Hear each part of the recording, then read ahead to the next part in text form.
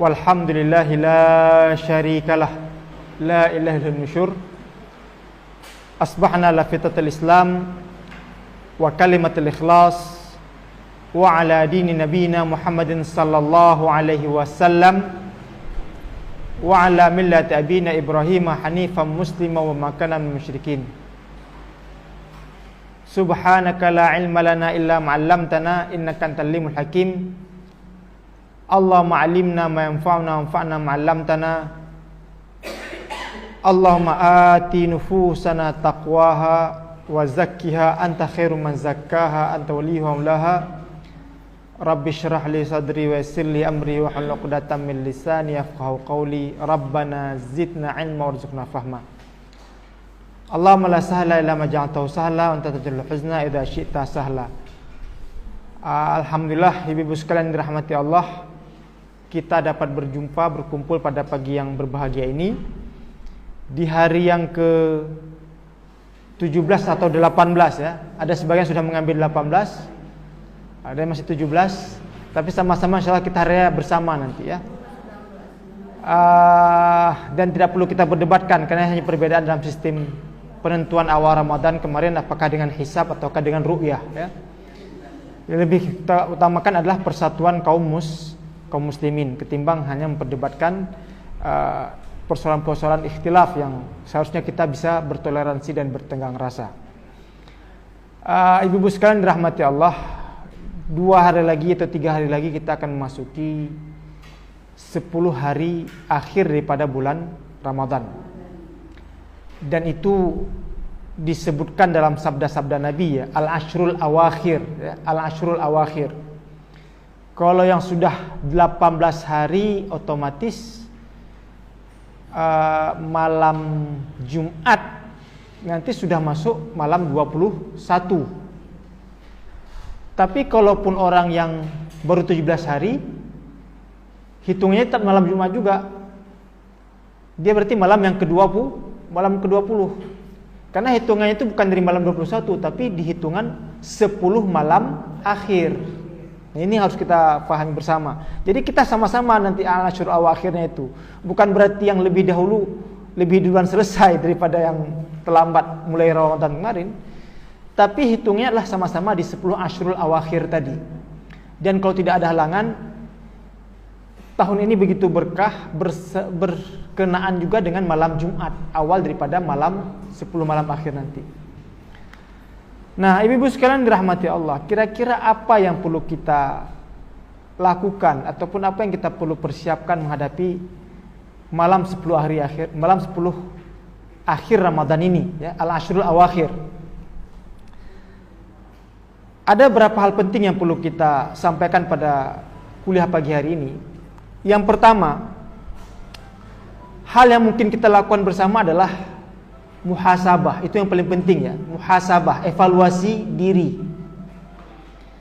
Muhasabah ini sebagaimana dipesankan oleh Sayyidina Umar bin Khattab ya. Karena beliau sering menyampaikan, mengingatkan kita bersama, hasibu anfusakum qabla an tuhasabu. Evaluasilah dirimu ya. Evaluasilah dirimu sebelum engkau dievaluasi ya. Nilailah dirimu terlebih dahulu sebelum engkau dinilai ya. Kita melihat apa yang sudah kita lakukan dari 18 atau 17 hari yang kita lalui selama bulan Ramadan ini. Kira-kira pencapaian yang kita lakukan itu tetap bertahankah, lebih baikkah, atau justru menurun? Karena memang Ramadan yang kita jalani sekarang ini betul-betul Ramadan yang luar biasa. Cuaca panas ya. Betul-betul perjuangan iman yang betul-betul menguji kesabaran kita ya. Karena pada akhirnya memang kan tujuan dari puasa itu kan membentuk orang-orang yang bertakwa, orang yang bisa bersabar. Dan sabar itu nggak bisa sekali jadi, Bu. Mesti melalui proses yang berulang-ulang. Nah, dengan kondisi yang sedemikian sulit kita hadapi ini, mudah-mudahan semakin memuatkan kita, mematangkan kita dalam menghadapi bulan Ramadan. Jadi ibu-ibu yang sudah melewati 18 atau 17 hari ini, hal pertama yang kita lakukan adalah muhasabah terlebih dahulu, evaluasi. Apakah masih jalan di tempat? ataukah lebih baik, ataukah lebih buruk dari sebelumnya? Apakah kita menjadi manusia yang beruntung, rabih, atau kita menjadi manusia yang merugi, ya, khusran, khasir, atau justru kita menjadi manusia yang seimbang saja, kebaikan dan keburukannya sama seperti yang sudah-sudah. Dan yang paling baik adalah yang mana amalan sekarang ini lebih baik daripada masa sebelumnya. Jadi hal pertama yang dilakukan adalah evaluasi terlebih dahulu. Dalam hal apa kita evaluasi? Paling kurang ada 5 hal yang perlu kita evaluasi. Evaluasi dalam hal Ramadan ini paling kurang 5 hal. Yang pertama apa? Terkait dengan siam kita, siam puasa kita, karena itulah ibadah inti daripada Ramadan. Bagaimana dengan siam kita? Apakah siam kita ini lebih baik dari sebelumnya, ataukah bertahan, ataukah lebih buruk? Ketika saya sebutkan siam, puasa, ini bukan hanya dalam sebatas makna pengertian hukum fikih, bahwa arti puasa ataupun siam adalah al-imsak, ya, menahan diri. Betul, siam itu menahan diri. Menahan diri dari makan, minum, dan hal yang membatalkan. Tapi ada yang lebih hakiki dari puasa itu adalah menahan diri dari hal-hal yang membatalkan pahala puasa. Makanya ulama-ulama dahulu itu, selain mereka mengarang banyak kitab ataupun banyak tulisan-tulisan ataupun risalah-risalah, mereka mesti mengkhususkan satu bab tertentu atau satu buku tertentu itu tentang puasa. Ya. Saya kasih contoh misalkan kayak Izzuddin bin Abdussalam. Ya. Izzuddin bin Abdussalam ini ulama besar Islam dari mazhab Syafi'i di abad ke-6 Hijriah. Beliau menulis kitab namanya Maqasidus Siyam, ya. Tujuan puasa ataupun hakikat puasa sebenarnya itu apa? Nah, yang paling beliau tekankan, karena buku Maqasidus Siyam adalah tentang fikih, ya. Kalau kita bicara fikih, maka yang kita bicarakan adalah hukumnya, Bu. Ya kan? Kalau kita bicara fikih, sah, batal, ya kan? Halal, haram, kan itu. Tapi ada yang terlupa daripada perbuatan puasa itu adalah ketika manusia-manusia berpuasa itu abai atau lalai dengan hal yang membatalkan pahala puasa. Dan pahala puasa yang paling banyak menyita ataupun merongrong pahala kita itu adalah bahaya lisan. Jadi kira-kira Ramadan yang sudah 18-17 hari ini bagaimana? Apakah lebih baik atau lebih buruk? Ya. Karena ada 4 bahaya yang kita hadapi, Bu. Bahaya lisan, bahaya hati, bahaya perut, bahaya syahwat. Perut mungkin kita masih bisa menahan lah, walaupun mungkin sudah ketika jam 5 itu udah mulai sibuk kita cari-cari ini ya, cari-cari untuk bukaan. Syahwat ya sebisanya kita jaga dari pasangan, walaupun dibenarkan, dihalalkan, tapi tidak boleh dengan pasangan sepanjang siang hari Ramadan. Dibolehkan di malam harinya. Mungkin bahaya perut dan bahaya syahwat bisa kita kendalikan insyaallah. Tapi yang paling banyak tidak bisa kita kendalikan itu bahaya lisan dan bahaya hati. Kira-kira bisa nggak kita nggak menggunjing seorang? Kira-kira bisa nggak kita untuk nggak mengata-ngatai seorang? Kira-kira bisa nggak kita untuk nggak memfitnah seseorang? Karena itu kan yang paling banyak kan? Ghibah, fitnah, memaki, mengata-ngatai, nggak terasa itu meluncur saja, Bu. Karena manusia itu seperti yang dilakukan daripada kebiasaan hidupnya. Maka kalau puasa Ramadan tidak bisa kita mengendalikan kita daripada bahaya-bahaya itu, yakinlah di luar Ramadan lebih nggak bisa lagi kita kendalikan. Ya. Dan bahaya hati itu yang paling berat juga, Bu. Ya, bahaya hati dari yang paling rendah itu dari hasad, dengki, iri hati. Kalau bahasa yang mudah kita pahami, susah lihat orang senang, susah senang lihat orang susah. Ada ketidaksenangan di hati kita itu. Padahal penting kali kita bahagia dengan kebahagiaan orang lain. Kenapa? Ketika kita mendoakan kebahagiaan orang lain itu, malaikat juga mengamini dan mendoakan kita juga mendapatkan demikian. Penting sekali kita itu untuk turut berbahagia dengan kebahagiaan orang lain.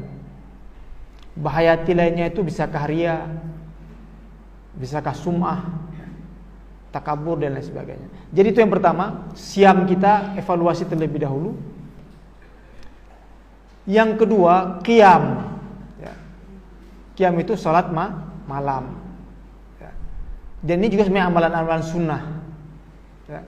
Amalan-amalan sunnah. Ketika orang sudah membicarakan sunnah, otomatis yang wajibnya sudah beres ya, sudah terselesaikan. Karena kalau tidak selesaikan yang wajib, selesaikan dulu yang wajib, baru melangkah ke yang sunnah.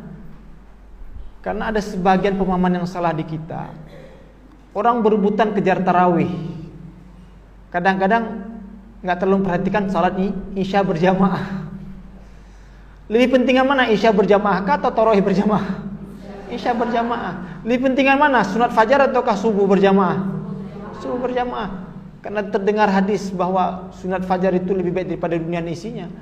Kalau sunat fajarnya begitu ganjarannya, subuh berjamaah bagaimana lagi? Kan begitu harusnya logika yang kita hidupkan ya. Nah, jadi besar sekali memang ganjaran yang Allah siapkan kepada kita di masalah siam dan qiyam ini. Sehingga Nabi mengatakan dalam sabdanya itu, man shoma ramadhana imanan wahtisaban ghufira lahu ma taqaddama min dzambi. Barang siapa yang berpuasa Ramadan ini dilandasi oleh iman dan ihtisaban. Ya, ihtisaban itu artinya ada muhasabah ya, ada mengharapkan semoga Allah terima amal ibadah kita itu. Ya, kalau dilandasi oleh iman dan ihtisaban ini nanti, maka Allah akan ampuni dosa-dosa dan kesalahannya yang lalu. Dan kalau di hadis yang lain Nabi katakan juga hampir sama dengan itu, man qama ramadhana imanan wa ihtisaban ghufira lahu ma taqaddama min dzambi. Maka kita baru paham kemudian kenapa Nabi mengatakan kalau orang sudah melewati Ramadan, maka seakan-akan dia kayaumin waladhu ummuhu, seperti bayi yang baru dilahirkan kembali, karena Allah ampuni kesalahan-kesalahan dosa yang lalu. Tapi kuncinya tadi itu imanan wah ihtisaban. Dilandasi oleh iman, dia salat malam, dia puasa, dan juga sambil mengharapkan kepada Allah agar Allah terima amal ibadahnya, maka barulah Allah ampuni dosa-dosa dan kesalahan masa lalu. Baik, ibu-ibu sekalian dirahmati Allah. Jadi itu yang pertama kita lakukan, muhasabah. Muhasabah pertama adalah terkait dengan siam dan qiyam. Yang ketiga apa yang kita muhasabah? Ini masih muhasabah ya. Baru kita masuk nanti yang ke bab keduanya tentang persiapan 10 hari akhir. Yang ketiga amalan sunnah dianjurkan apa? Tilawatul. Kira-kira sudah 17 hari, 18 hari yang kita lalui ini, sudah berapa banyak Al-Quran yang kita baca? Saya senang karena ibu-ibu setelah ini ada kegiatan duha ya, baca Quran bersama ya. Alhamdulillah, mudah-mudahan Allah berikan istiqamah sikap ya, tetap berlanjut, bisa bertahan amalan itu ya. Tidak hanya dalam Ramadan tapi juga berlanjut di masa-masa sesudahnya ya. Karena kan tujuan daripada bulan Ramadan ini kan membentuk kepribadian kita, kan membentuk jiwa kita supaya kita terbiasa dengan amalan-amalan kebaikan ini. Jadi tilawah Quran kira-kira apa yang sudah kita baca dari Al-Quran selama ini? Oh, saya sudah khatam Ustaz. Berapa kali sudah? Sudah 3 kali Ustaz. Wah, baru 12 hari sudah, 18 hari sudah 3 kali. Iya. Kapan? Qul huwallahu ahad 3 kali saya baca Ustaz. Jadi qul huwallahu 3 kali sudah 1 kali khatam. Qul hu 3 kali sudah kali khatam. Qul sekali lagi sudah khatam. Bukan begitu maksudnya. Itu fadilah baca qul huwallahu ahad 3 kali, ya kan? 3 kali qul hu 3 kali betul. Dan itu pun baca dengan betul-betul karena itu kan tentang tauhid ya. Kita mengesahkan Allah, qul huwallahu ahad dan seterusnya. Tapi yang disebut dengan baca khatam itu seperti kata hadis Nabi, amalan terbaik adalah al-hal wal murtahil. Sehingga para sahabat bertanya, ya Rasulullah, wa mal hal wal murtahil? Apa itu hal murtahil itu? Antatlul Quran min awalihi ila akhirih Tsumma tatlul Qur'an min awwalihi ila akhirih wa hakadha. Itulah amalan terbaik di bulan Ramadan ini. Yaitu engkau baca Al-Qur'an dari awal hingga khatam. Lalu engkau baca lagi dari awal hingga khatam dan begitu seterusnya. Dan yang dianjurkan kita khatam itu memang 3 hari sekali maksimal. Jangan langsung gimana. Kalau kita lihat ulama-ulama Islam dahulu, termasuk dituliskan dalam At-Tibyan fi Adabi Hamatul Quran karangan Imam An-Nawawi, sudah diterjemahkan buku itu, Bu. Bagus kalau dibaca buku itu. Ya, Ustaz Adi Hidayat juga merekom untuk dibaca buku itu. Adab menghafal Quran artinya, ya. Kalau ulama-ulama salaf dulu mereka menghatamkan Quran itu 3 hari sekali. Oh, enggak sanggup ya 10 seminggu sekali. Oh, enggak sanggup 10 hari sekali. Oh, enggak sanggup 20 hari sekali. Oh, enggak sanggup 1 kali sebulan paling kurang, kan begitu. Disesuaikan terus, Bu. Artinya ada niat kita untuk menghatamkan Al-Quran. Enggak paham, itu urusan kedua. Yang penting ada usaha kita untuk menghatamkan Al-Quran. Karena amalan terbaik dalam Ramadan adalah membaca Al-Quran. Jadi ada usaha kita untuk menghatamkan Al-Quran. Karena psikologinya beda, Bu, ya. Jiwanya beda, Bu. Kita baca Quran sampai khatam sama kita baca-baca terus tapi gak pernah khatam, beda, Bu. Sama kita belajar sampai tamat dengan kita belajar gak tamat-tamat, beda, suasana hatinya beda itu, ya. Makanya perlu kita baca Quran sampai khatam, ya.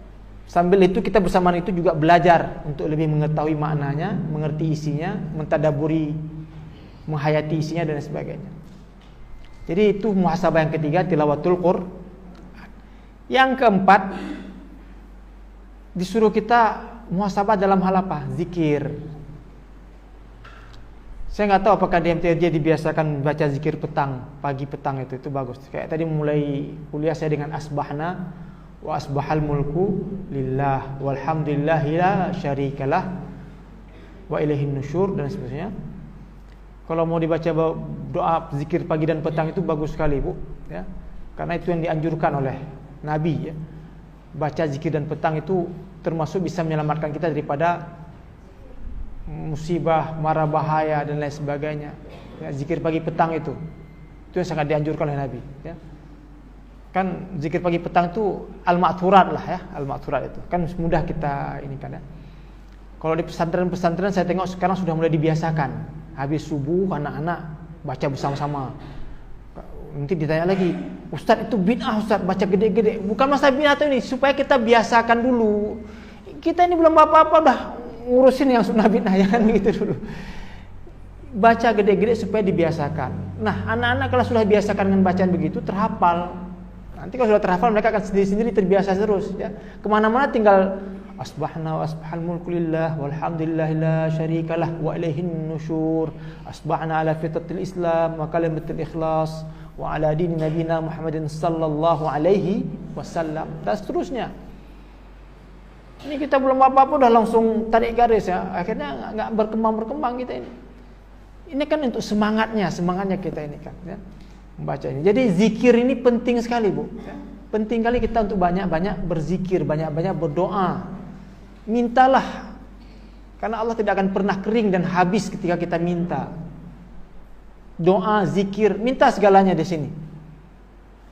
Terkadang kita minta itu tanggung-tanggung, ya, karena takut nanti kalau kita minta nanti Allah nggak kasih. Kok tahu kita Allah nggak kasih? Kenapa nggak kita minta yang tertinggi terus? Kalaupun nggak terwujud yang tertinggi itu, minimal mendekati itu, kan gitu. Itu yang harus kita pasangkan dalam ini. Ibu-ibu kalau kepingin anak-anak sukses, doakan anak-anak itu jadi yang terbaik. Karena doa ibu kepada anak itu nggak ada hijab.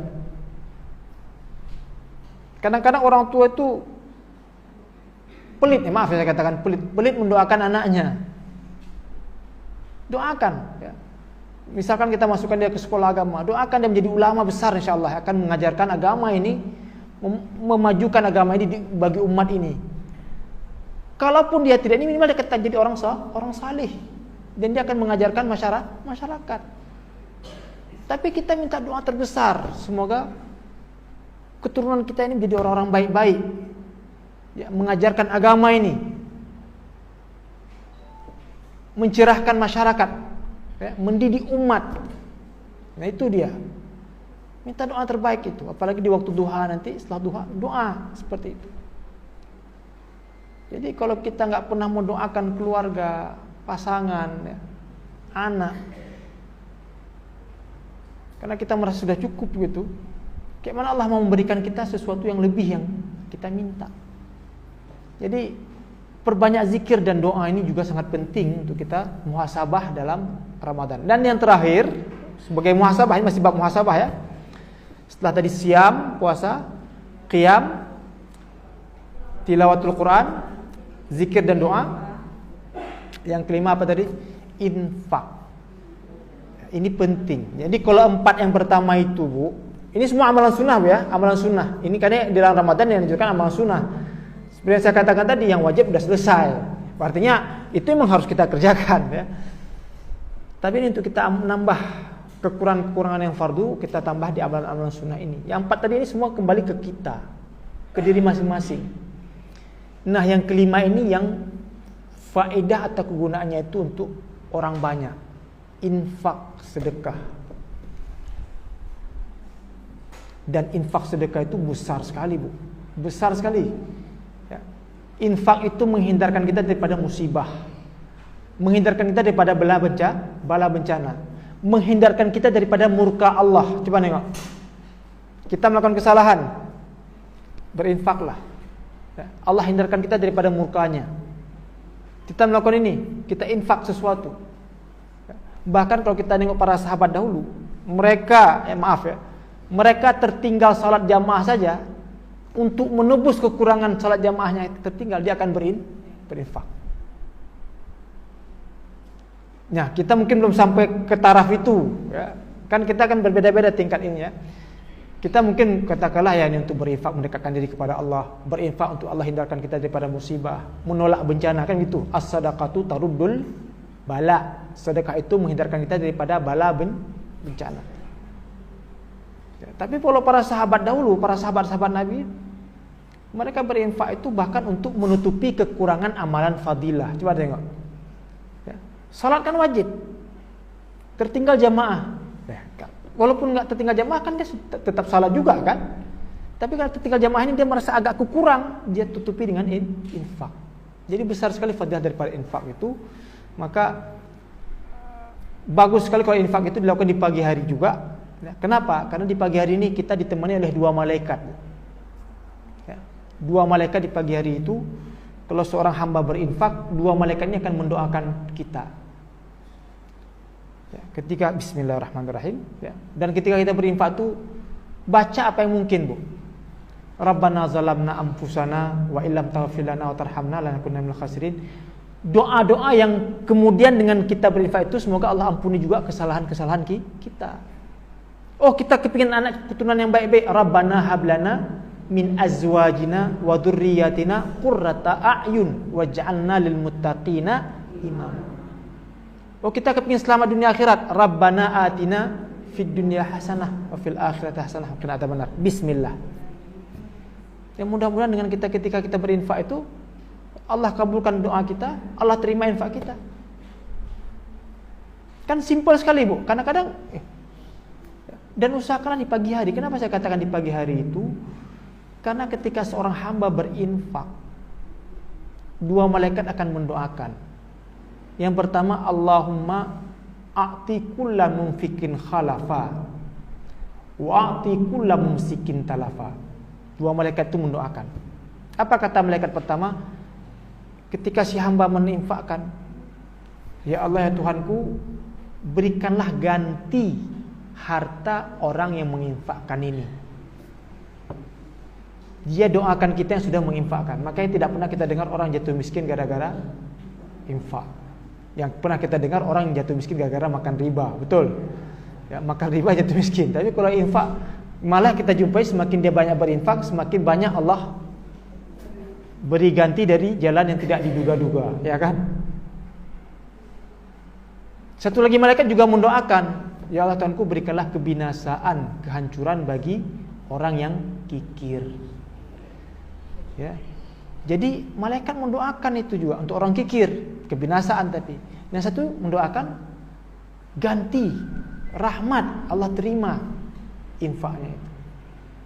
Ya, maka kenapa kita berinfak di pagi hari itu penting sekali untuk keselamatan, untuk Allah hindarkan kita dari bala bencana, mara bahaya dan lain sebagainya lah. Nah, hadirin dimuliakan Allah. Jadi itu yang pertama yang sudah kita bahas. 17 hari atau 18 hari yang kita jalani, kita bermuhasabah supaya jangan sia-sia lagi hari-hari yang akan kita jalani ke depan. Kira-kira bagaimana dengan siam kita? Apakah siam kita lebih baik atau lebih buruk? Banyakan mana siamnya atau ngomongin orangnya? Banyakan mana siamnya atau justru menambah dosa-dosanya? Ya, ngerumpi dan lain sebagainya. Kalau dulu masih ngerumpi dengan lisan, ya, sekarang malah udah dengan tangan, Bu. Kok dengan tangan? WA itu juga terkadang menimbulkan fitnah juga kadang-kadang gitu ya. Tersebar ini kita langsung menyebarkan dan lain sebagainya. Barulah kita paham kenapa Allah mengatakan dalam surah Yasin itu al-yauma nakhtimu ala afwahihim wa tukallimuna aydihim wa tashhadu arjuluhum bima kanu yaksibun. Dulu kita enggak ngerti maksud ayat ini apa. Al-yauma nakhtimu ala afwahihim. Hari ini kami kunci mulut-mulut mereka itu. Wa tukallimuna aydihim, kami suruh bicara, persaksikan tangan-tangan mereka dan kaki-kaki mereka. Kayak mana bisa berbicara tangan itu? Itu salah satunya saya kira contoh kayak mana ditampakkan dari akhirat nanti.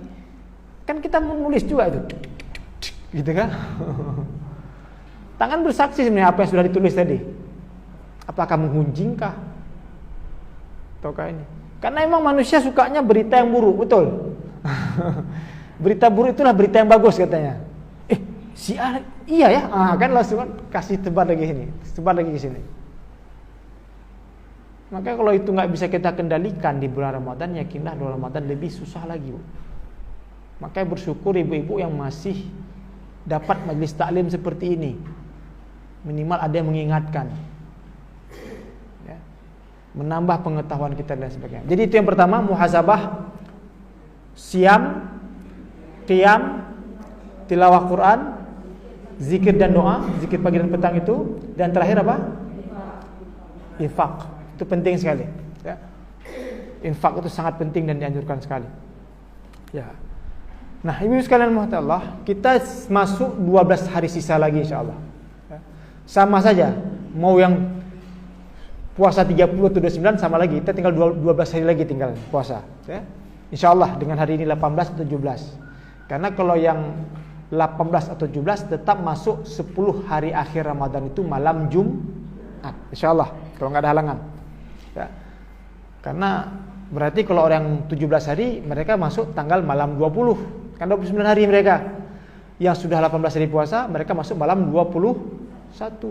Di malam Jumat juga sama tetap terjadi itu.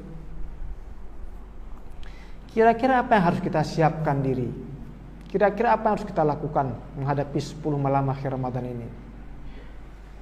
Kenapa ini begitu istimewa, ya? Kenapa ini begitu penting?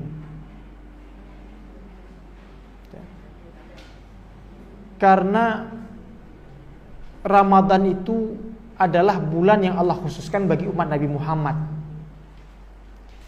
Dan dalam Ramadan istimewa itu Allah juga siapkan satu waktu yang begitu istimewa. Satu malam yang begitu istimewa namanya malam Lailatul Qadar. Malam Lailatul Qadar dalam surat Inna anzalnahu fi Lailatul Qadar. Malam Lailatul Qadar itu lebih baik daripada 1000 bulan. Dan itu hanyalah rahasia Allah. Kita tidak pernah tahu kapan terjadi malam Lailatul Qadar itu. Hanya Allah yang tahu. Nabi pun tidak tahu itu. Nabi hanya memberikan tanda-tanda. Dalam hadis-hadisnya itu kan tanda-tanda dikatakan. Cuacanya lebih sejuk gitu ya, pohon-pohon merunduk dan lain sebagainya. Tapi kita tengok sejauh ini belum nampak tanda-tanda Ramadan pula. Panasnya hari kayak. Cuman Nabi suruh katakan taharrau lailatul qadri fil ashril awakhiri min Ramadan. Ya, Nabi menggunakan kata-kata taharrau. Taharrau itu kita mencari sesuatu yang belum kita tahu pasti kapan. Itu dia taharrau. Kita kalau cari nafkah sudah ada gajinya langsung, enak ya. Artinya masuk kita tahap ini. Tapi orang mencari nafkah, dia belum tahu apakah dia dapat nafkah atau tidak. Itu berat ya. Nah, saya umpamakan orang yang mencari nafkah, tidak tahu apakah dapat nafkah atau tidak. Ini sebenarnya taharrau tadi itu. Makanya dosa seorang hamba, kata Nabi, itu seberat apapun dosanya, nanti ada dosa yang hanya bisa diampuni dengan dosa yang bisa diampuni dengan amalan susahnya mencari nafkah. Nah, ini penting untuk kita katakan sama anak muda kita, sama pasangan kita, supaya jangan malas cari nafkah. Kalau mau dimaafkan dan diampuni oleh Allah dengan amalan betul, dengan ibadah betul, tapi ada dosa-dosa yang Allah tidak bisa mudah ampuni kecuali dengan susahnya seorang hamba itu ketika mencari nafkah. Coba tengok betapa rahmatnya Allah. Nafkah kita cari untuk siapa? Untuk kita kan? Untuk keluarga kita, betul. Tapi karena susah betul kita dalam mencarinya itu, Allah hargai usaha kita, Allah hargai ikhtiar kita, dan dalam usaha itu pun Allah ampuni dosa dan kesalahan kita. Luar biasa.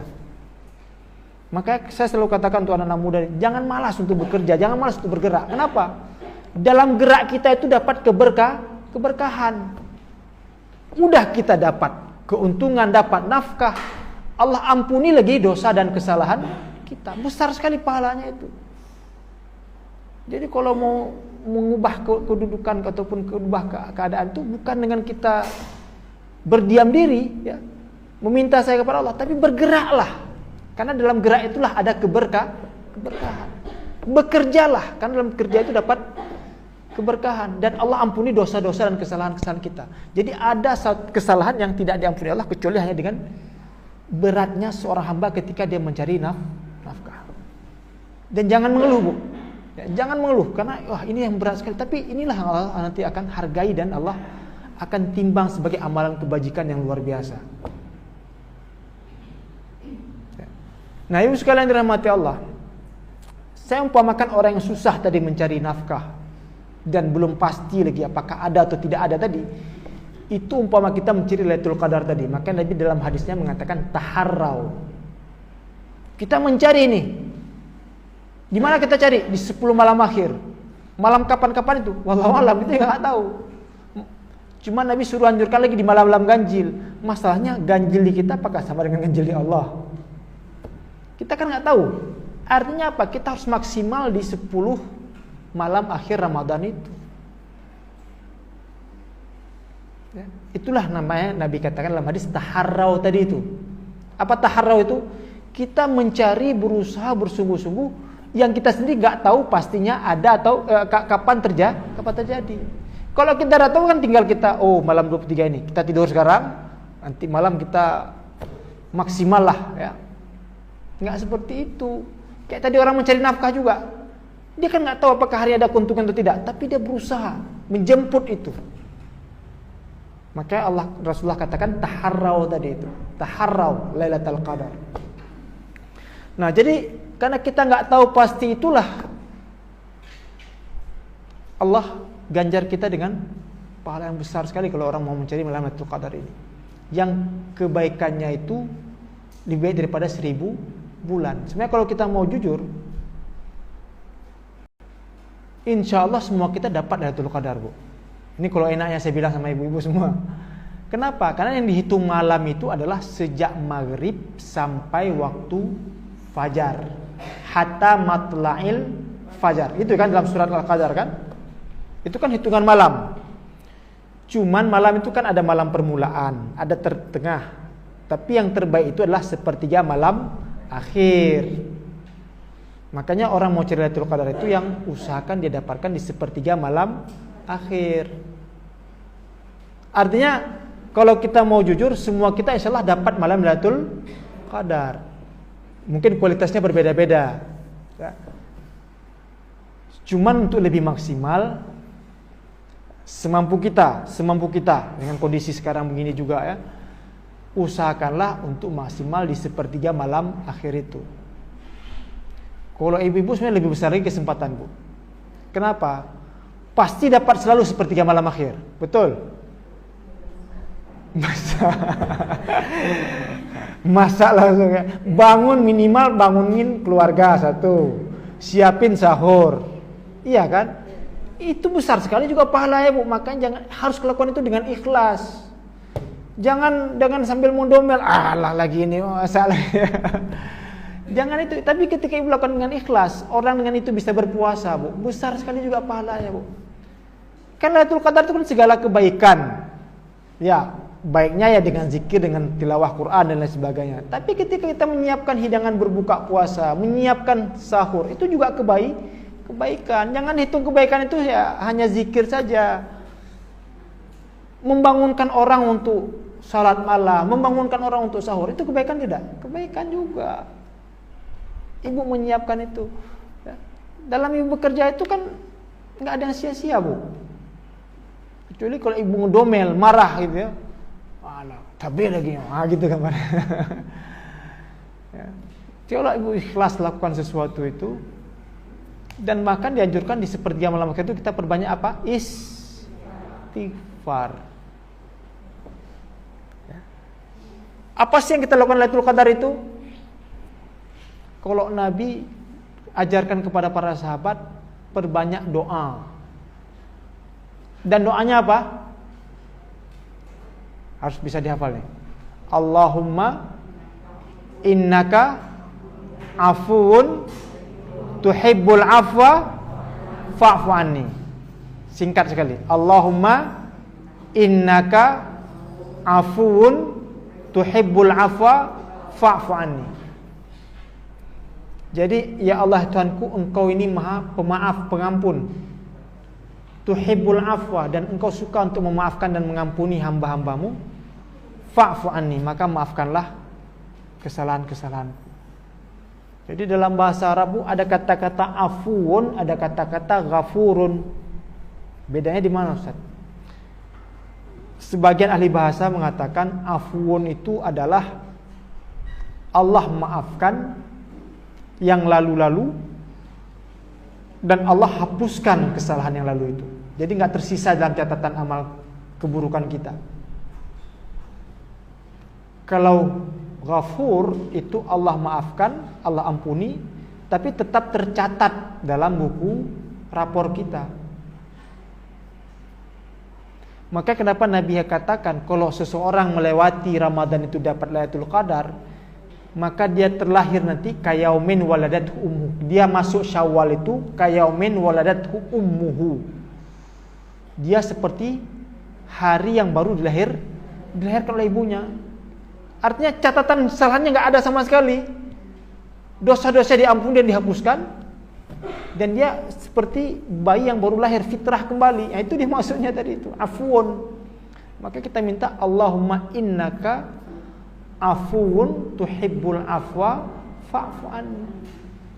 Kan ibu sambil masak kan bisa tuh Allahumma. Kan nggak, zikir itu kan nggak harus dalam keadaan harus duduk begitu ya. Fadhkurullah qiyaman wa qu'udan wa ala junubikum. Ya kan?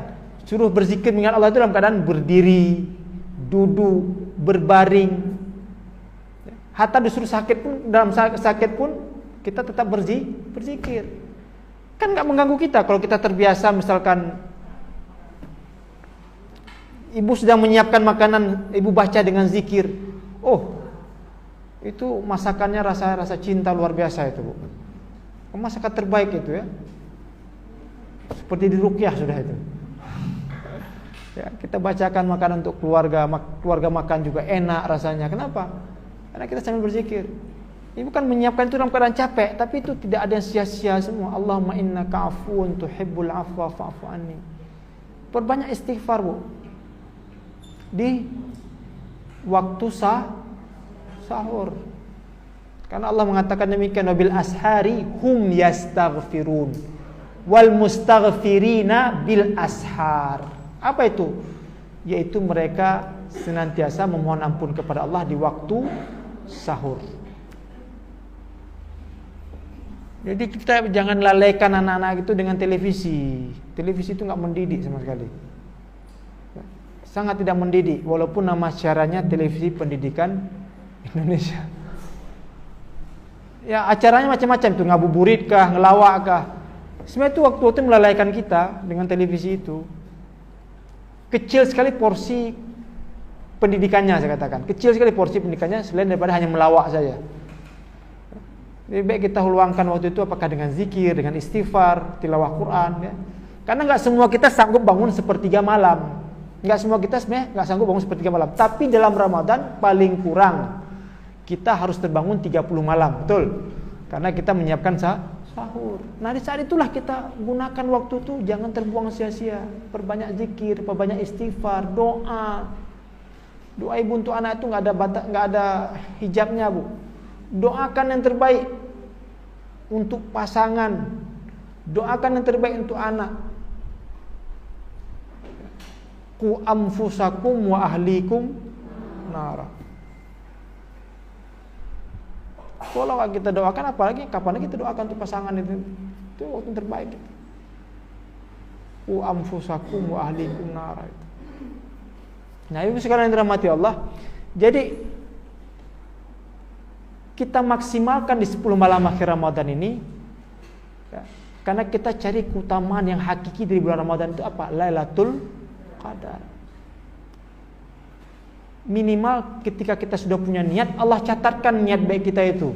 Kan setiap mukmin ketika dia berniat sudah langsung Allah catat sebagai kebajikan. Niatul mukmin khairun min amalihi. Niatnya orang mukmin itu lebih besar, lebih baik ketimbang perbuatannya. Jadi ada usaha kita.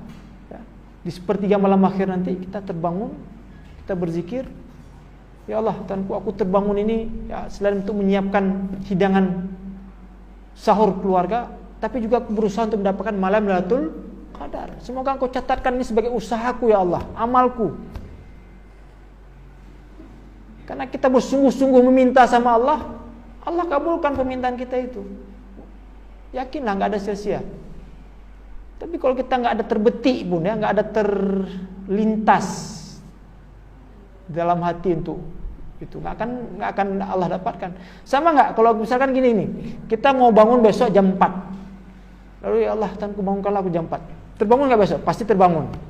Ada aja, apakah sakit pipis, apakah anak ribut, apakah sebagainya. Jam 4. Ya sebenarnya itu terbangun itu kan seperti Allah kabulkan seperti yang kita minta. Tapi kita nggak pernah minta, nggak ada usaha kayak mana Allah wujudkan permintaan kita itu. Jadi insya Allah kalau nggak ada halangan ya, tahun ini sama-sama masuknya walaupun 30-29 malam Jumat nanti kita mulai malam yang bagus lagi, malam Jumat. Malam Sayyidul Ayyam gitu kan, malam penghulu hari. Ya, kita mintakan supaya Allah catatkan amal kebajikan kita, Allah berikan kesempatan kita bertemu dengan Lailatul Qadar. Walaupun kita insyaallah ketemu semua dengan Lailatul Qadar itu, tapi usahakanlah di sepertiga malam akhir, karena itu yang paling utama daripada waktu malam itu, hatta matla'il fajar. Dan apa yang kita lakukan dengan Lailatul Qadar, banyak-banyak kita baca doa, Allahumma innaka afun tuhibbul afwa fa'fan. Perbanyak istighfar, perbanyak doa untuk diri dan keluarga, itu yang terbaik ya. Keselamatan dunia akhirat, kemudahan rezeki dan lain sebagainya, keselamatan hidup di penghujung hayat, itu paling penting Bu ya. Karena kita tidak pernah tahu ya, tapi harus tertanam di hati kita itu, janganlah engkau meninggalkan aku kecuali dalam keadaan Islam. Wala tamutunna illa wa antum muslimun. Penting sekali itu. Kita minta doa sama Allah, doa yang terbaik lah. Karena Allah akan berikan seperti yang kita minta. Oke, itu sudah yang kedua tadi tentang Lailatul Qadar. Itu yang kedua ya. Tadi yang pertama apa? Muhasa atas berapa hal? 5 hal. Siam, qiyam, tilawatul Quran, zikir dan doa, infak. Oke, sudah. Yang kedua apa? persiapan menghadapi 10 malam akhir Ramadan dalam usaha apa? Mencari Lailatul Qadar yang ganjarannya lebih daripada 1000 bulan. Dan kita memperbanyak doa zikir dan doa, Allahumma innaka afun tuhibbul afwa fa'fu anni. Betul? Oke. Yang ketiga, satu lagi sebagai penutup kuliah kita pagi ini, ya, saya rangkum semuanya. Apa? Ya, sebagai penutup ini ada kewajiban kita sebagai seorang mukmin yang kita tidak boleh lupa, ya, untuk kesempurnaan ibadah Ramadan. Ya, kalau di kampus ini udah 3 SKS Bu ini. Ya, satu pertemuan harus saya belah-belah dalam berapa sesi ya. Jadi kesempurnaan kita, jadi ciri khas Islam itu tidak hanya penting kita hubungan dengan Allah saja, hablum minallah saja, tapi juga hablum minan nas. Itulah sempurnanya Islam. Kalau kita hanya pentingkan hanya kita dengan Allah saja, berarti kita nggak peduli dengan sekitar, nggak peduli dengan masyarakat di samping. Allah peduli kali, yang penting saya taat, bagus ibadah. Nggak seperti itu Islam. Kalau bahasa Gusmus itu, inti Islam itu ada pada akhlak. Semakin bagus Islamnya berarti semakin bagus akhlaknya. Artinya apa? Dia tidak hanya bagus dengan Allah, tapi juga bagus dengan sesama manusia. Maka ada kewajiban satu lagi yang perlu kita tunaikan untuk kesempurnaan ibadah Ramadan kita, yaitu zakat. Ini sebagai penutup, ya. Maka ingatlah tentang kewajiban zakat ini. Ya. Zakat ada 2 macam Bu, zakat fitrah dan zakat mal. Saya jelaskan yang pertama dulu, zakat fitrah. Zakat fitrah ini kewajiban yang mesti kita tunaikan sebelum salat Idul Fitri. Ya. Jadi zakat fitrah kewajiban yang mesti kita tunaikan sebelum salat Idul Fitri, supaya Allah terima amal ibadah puasa Ramadan kita. Cuman zakat fitrah ini enggak terlalu besar Bu, kewajibannya. Ya. Kalau dalam hadis Nabi dikatakan sa'an min tamarin au sa'an min syair. 1 sa' daripada kurma atau 1 sa' daripada gandum. 1 sa' itu ukuran masa dahulu di masa Nabi. Kalau kita rubah ke sekarang lebih kurang sekitar 2,7 atau 2,8 kg. Kayak di Banda Aceh saya tengok sudah 3 langsung. Ya, saya tengok itu mungkin disesuaikan dengan kondisi ekonomi ya. Banda Aceh kan sudah lebih ini ya. Jadi Baitul Mal langsung keluarkan 3 kg per jiwa beras yang dimakan ya. Nah, itulah zakat fitrah mesti kita tunaikan. Ya. Supaya selamat ibadah puasa kita itu, siapapun yang kita hidup bersama dalam keluarga, anakkah, pembantu kalau kita punya, ya, bayi yang baru lahir, ya, seandainya hitungan lahirnya itu, nah, kapan waktu wajib? Ini berbeda pendapat para ulama. Kapan waktu wajib? Ya. Karena kalau kita keluarkan zakat fitrah sekarang ini waktu boleh.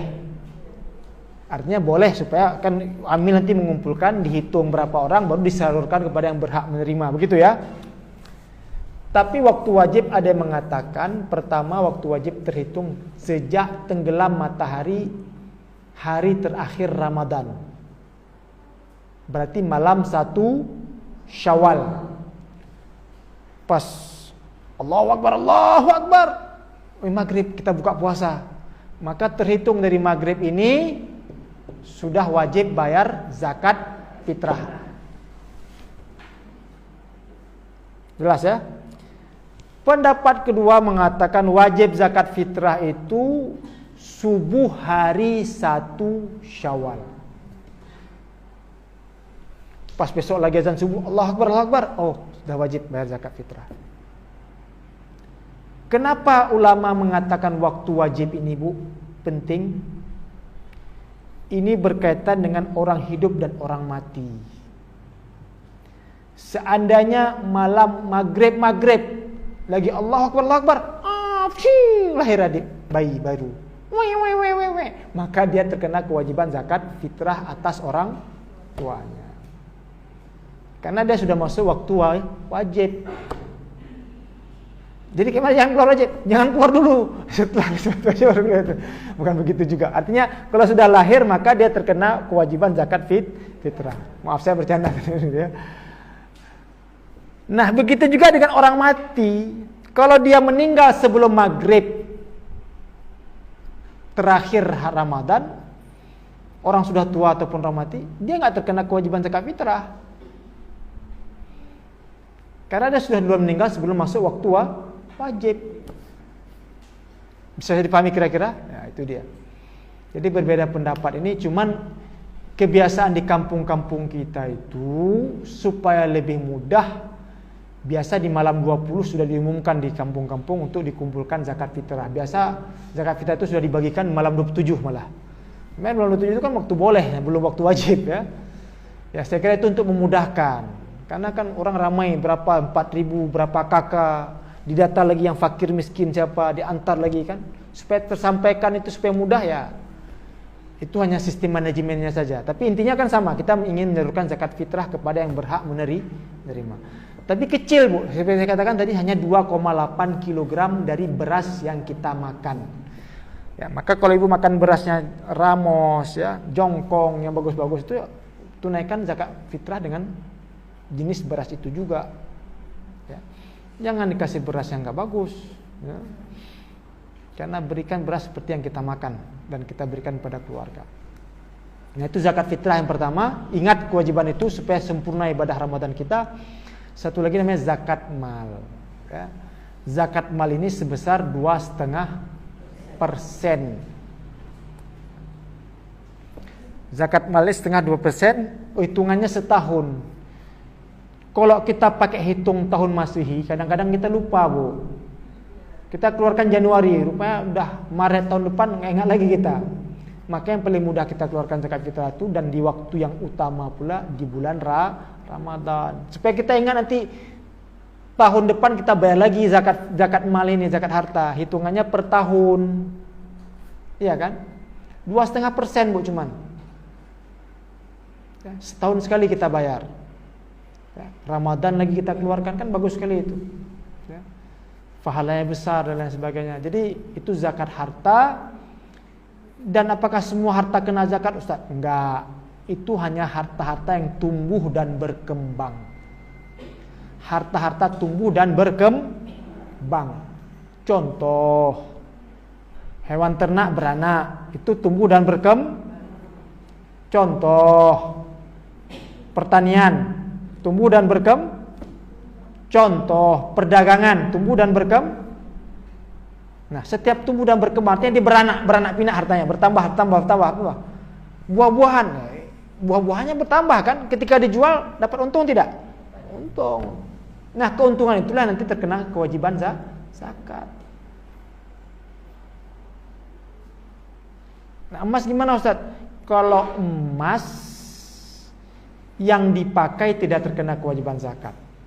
Tapi kalau disimpan wajib kena zakat jika sampai nisab.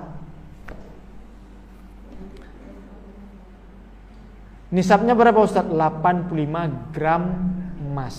20 miskal, 85 gram emas. Tapi Ibu jangan main hilah Bu ya. Tahu ya hilah ya? Hilah menghindar daripada kewajiban zakat. Kan hitungan zakat setahun sekali, betul? Haul, betul?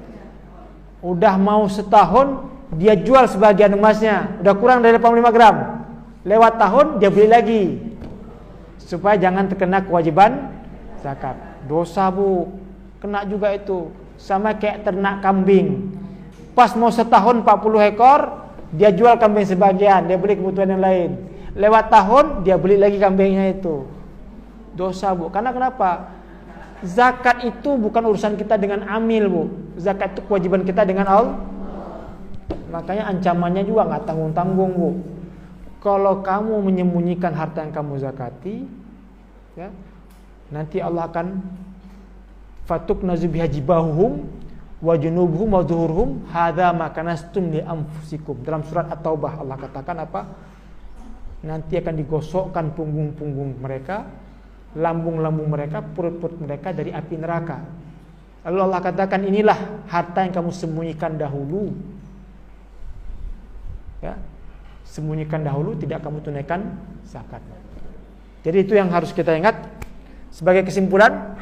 Ya, karena pada intinya harta adalah juga semua kita titipan, kan, betul kan?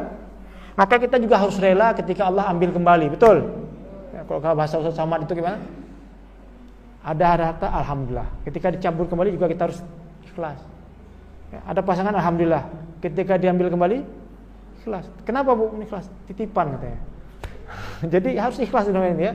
Jadi itu yang harus kita ingat tentang kewajiban zakat, supaya keberkah harta yang kita punya itu tunaikan zakat fitrah, dan supaya kita jangan terlupa dan mudah menghitungnya, maka tunaikan juga zakat harta. Dan yang paling mudah kita hitung adalah hitungan Ramadan ini, supaya lebih berkah amal bulan Ramadan. Jadi kesimpulan pada pengajian kita hari ini sebelum saya tutup, yang pertama apa tadi? Kita muhasabah, siam, qiyam, tilawah Quran, zikir dan doa, dan infak. Ya. Semua ini adalah amalan-amalan sunnah bu. Yang infak ini yang lebih berfaedah kepada orang banyak. Ya. Terkadang kurang di sini bu, bisa ditutupi dengan infak. Ya. Jadi terkadang kurang di sini bisa ditutupi dengan infak itu. Ya. Seperti yang saya katakan tadi, banyaklah berinfak. Terkadang itu yang menghindarkan kita daripada murka Allah. Ya. Itu yang pertama. Yang kedua tadi apa? Kita siapkan diri, maksimalkan diri menghadapi sisa Ramadan, terlebih di malam 10 akhir Ramadan, yang insya Allah kalau tidak ada halangan malam Jumat ini.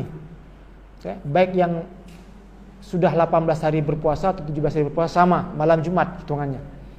Dan banyak-banyak kita baca doa apa? Allahumma innaka afuwun tuhibbul afwa fa'anni. Kita mohon kepada Allah agar Allah kasih kesempatan kita menyupai malam Lailatul Qadar. Jangan diam bu. Bangun sepertiga malam akhir itu banyak-banyak berdoa, banyak-banyak berzikir, banyak-banyak minta kepada Allah. Allah catatkan niat kita itu. Ya. Saya menyampaikan juga, saya ingatkan diri juga ini. Ya. Walaupun nggak maksimal dapat, Allah catat niat kita itu yang sudah kita berusaha untuk mendapatkan malam Lailatul Qadar. Bangunkan. Kalau Nabi itu bangunkan pasangan-pasangan istri-istrinya itu, bangunkan keluarga, ya, supaya jangan hanya diam, ya, menunggu malam Lailatul Qadar. Karena Lailatul Qadar nggak datang ke kita, tapi kita harus menjemputnya. Ya. Nah, yang ketiga tadi apa? Supaya lebih sempurna amal ibadah Ramadan kita itu, jangan lupa kewajiban zakat. Ya. Yang pertama zakat fitrah sebesar 2,8 atau 3 kg beras yang kita makan. Dan jika kita punya kelebihan harta, karena itulah titipan, jangan lupa menunaikan juga zakat harta, zakat mal. Setiap yang bertambah dan bertumbuh dari kita, apakah simpanan uang di bank, apakah emas perak, apakah hewan ternak, apalagi pertanian hasil ini, ataupun kalau kita tajir perdagangan, ya, dan lain sebagainya. Mudah-mudahan bermanfaat bagi saya dan jamaah sekalian. Kita tutup dengan hamdalah, istighfar dan kafatul majlis. Hampir 1 jam kita bersama di sini. Alhamdulillahirabbil alamin, astaghfirullahaladzim, subhanakallahumma wa bihamdika, asyhadu an la ilaha illa anta astaghfiruka wa atubu ilaik. Asyhadu an la ilaha illa anta astaghfiruka wa atubu ilaik. Assalamualaikum warahmatullahi wabarakatuh.